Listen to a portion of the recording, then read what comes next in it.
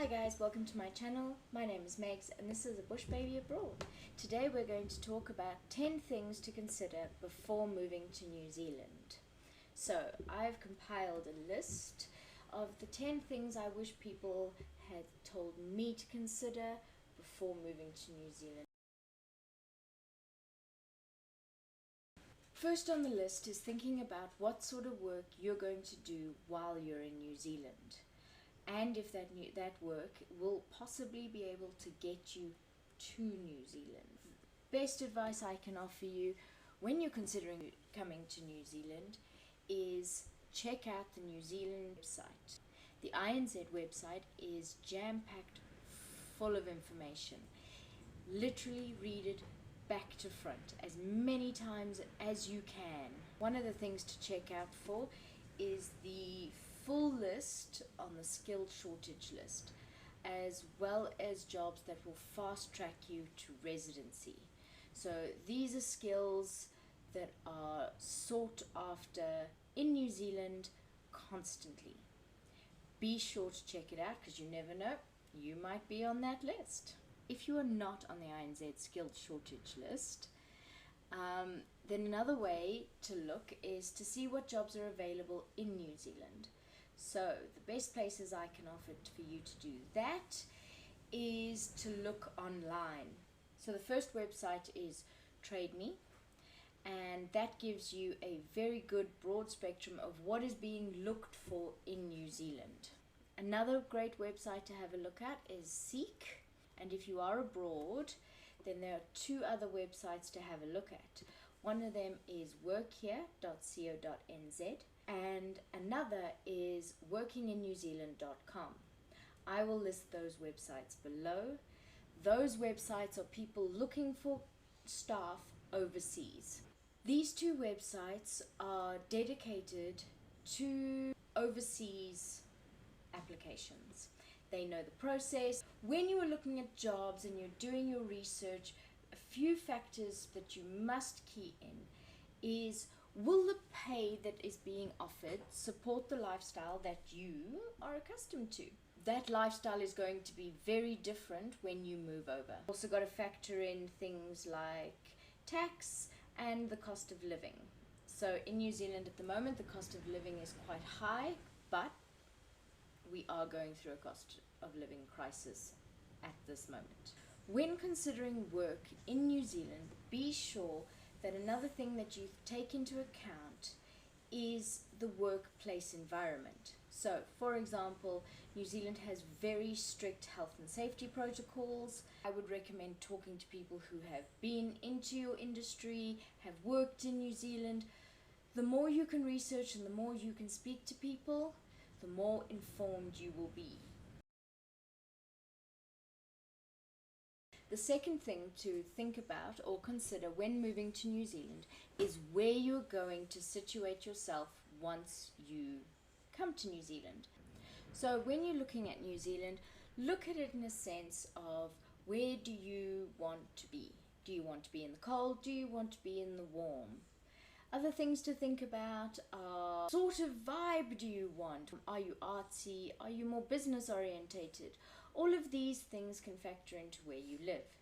So do your research. As far as I know as well, that when you're getting your visas, that there are points given to you for living outside of the busier areas. So for example, Auckland. Another thing to factor into your decision about where to live in New Zealand is rentals. So for example, Auckland is very expensive. Rentals are super high, whereas in a more rural area, the rentals are going to be more affordable. So number 3 on our list is a big one. When considering New Zealand, factor in that we are currently going through a cost of living crisis.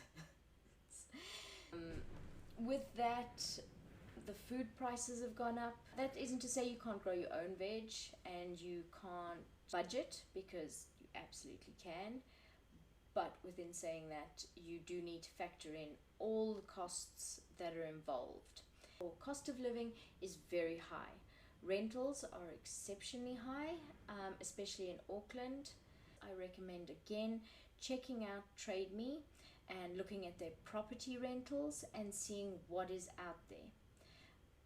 It's also exceptionally difficult to find a rental because of the housing crisis, so there's not enough houses.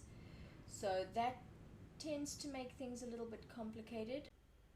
Another thing to take note of is that childcare is super expensive.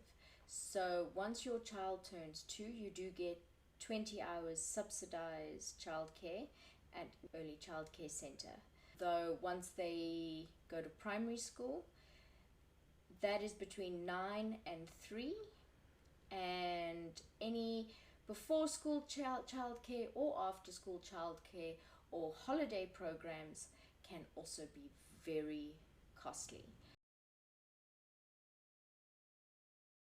Number 4 on my big considerations list is definitely take into consideration cultural and social differences. So obviously you are moving to a new country, and within that country is going to be a completely different culture. And it's not just about the people or getting used to a language, or it's more about the subtle things like going out and looking for food. There are going to be different social interactions, different everything. So it's not going to be the same as where you come from. And if you think it's going to be like that, it's not, as much as you might want it to be. Within that comes accents and slang and language that is going to be completely different. And sometimes that is going to either be exceptionally hilarious or exceptionally frustrating. One of the most important things when deciding to move. Can you budget? Because when moving countries, it can become exceptionally easy to fall into pitfalls, just get taken away with the excitement of it all, and you need to be able to be strict enough to say, no, this is for this is for that, because otherwise you will go through money very, very quickly. Another thing when doing that is to make sure you do a lot of research on what you should and what you shouldn't be spending your money on. So make sure that you are prepared and ready, and you know exactly which and what you are going to accomplish. Make sure to budget. Make sure that you know exactly where and how you are going to spend your money, especially in the first year that you are in the country.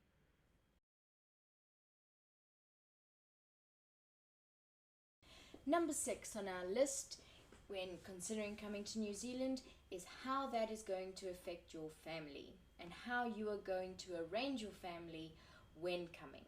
So a lot of families tend to, the main applicant of the visa will come first, set up roots, and then bring their family over at a later stage once they are more settled.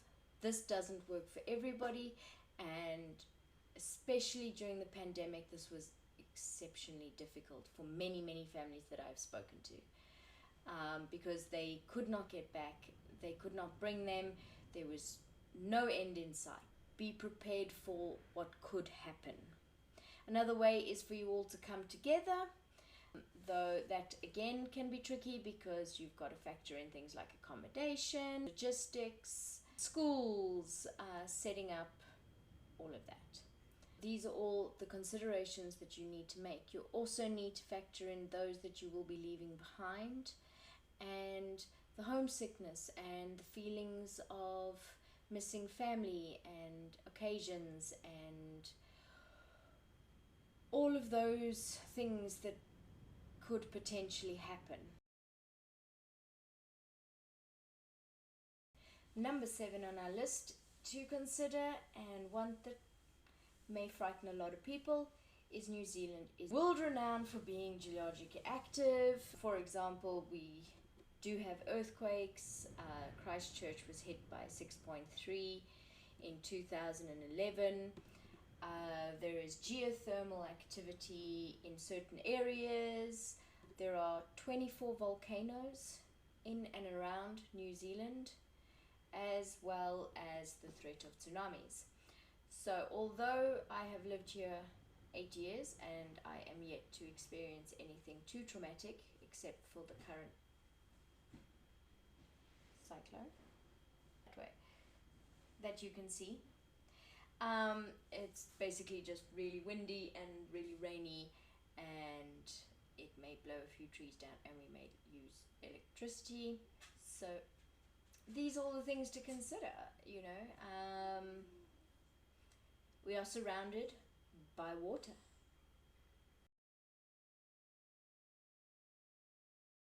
Number 8 on my list is, do you have an adventurous spirit, or are you going to get homesick? This is very practical to consider beforehand. If you are an adventure bug and you are used to being away from home and you travel a lot, and then sure, you're used to it.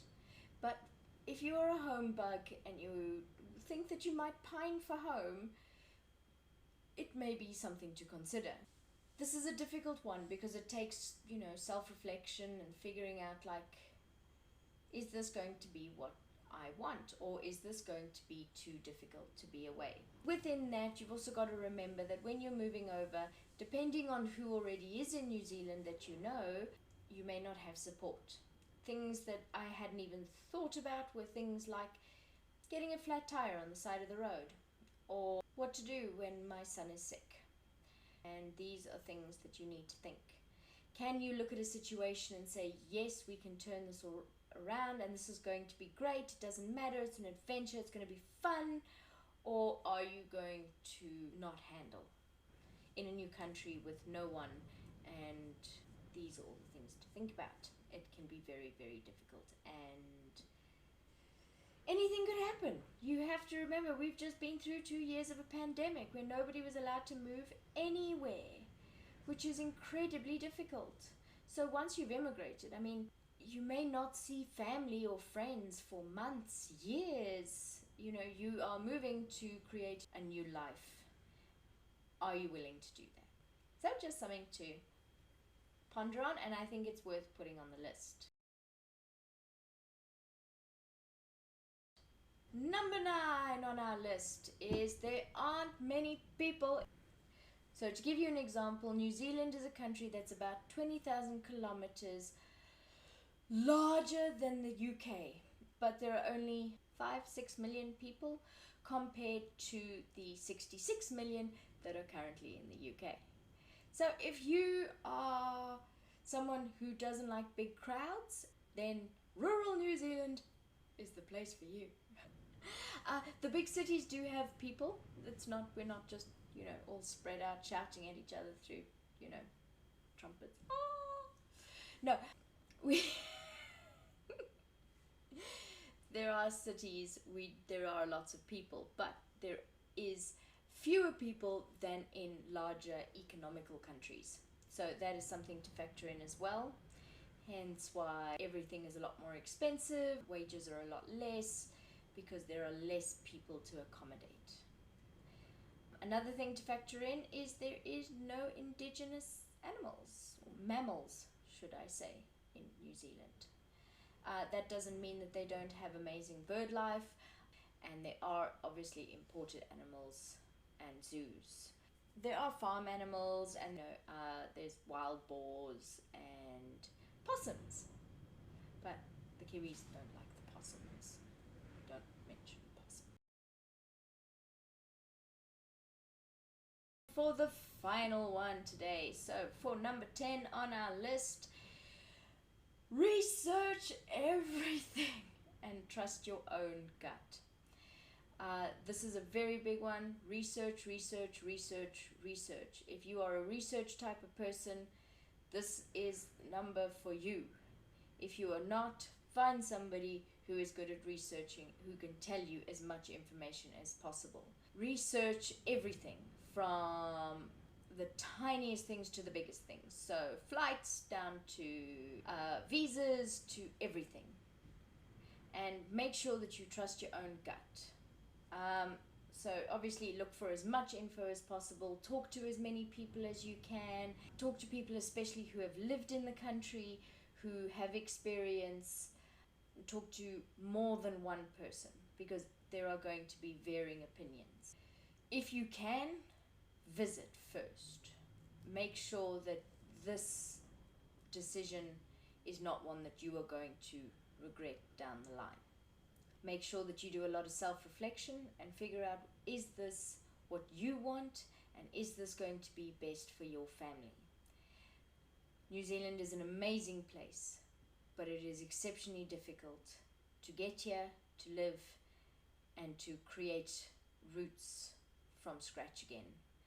This is my opinion, and this is just a quick list of all the things I wish that I had done more of or done at all when I decided to come over 8 years ago. So I really hope that this has helped. I will link down all the useful websites and resources that I may have mentioned down below, and have a great evening, and we'll see you in the next one. Thanks. Bye.